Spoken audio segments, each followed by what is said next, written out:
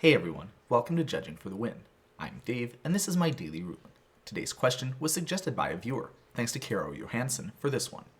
Amy activates Narset Transcendent's -2 ability. After that, she plays Inspiring Refrain from her hand. What happens?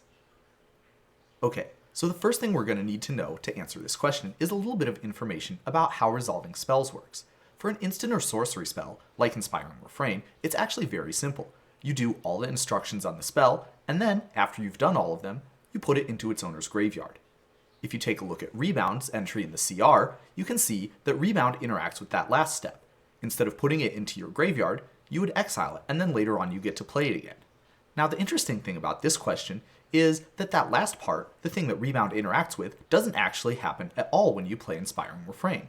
That's because one of the instructions on the spell is to exile it. So, since all of those instructions on the spell are done first, then you never get to the part where you have to put it into its owner's graveyard, because it will already have left the stack. This being the case, Rebound on this spell actually does nothing, because the event that Rebound is supposed to interact with never actually happens. You will still exile it with the time counters on it, and you will still get to remove a time counter during every upkeep and be able to play it with Suspend. However, you won't get to play it during your next upkeep off of Rebound. So, Rebound doesn't look like it works super well with this card, but you know what mechanic does? Flashback! Let's say we use Snapcaster Mage to give this spell Flashback in our graveyard, and then cast it. What happens? So, the same exact thing is going to happen when Inspiring Refrain resolves. You draw the cards, then you exile it with time counters on it, and if you take a look at how Flashback is worded in the CR, you can see it works a little bit differently from how Rebound does.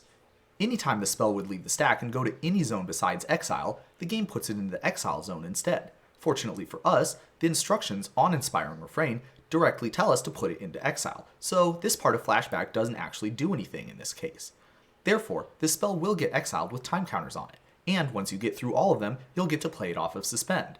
Notice also that this exile it with time counters on it doesn't have any reference to the way you play it. It happens whether you play it from your hand, or off of Suspend, or even, as we saw in this previous example, off of Flashback. Really awesome interaction, right?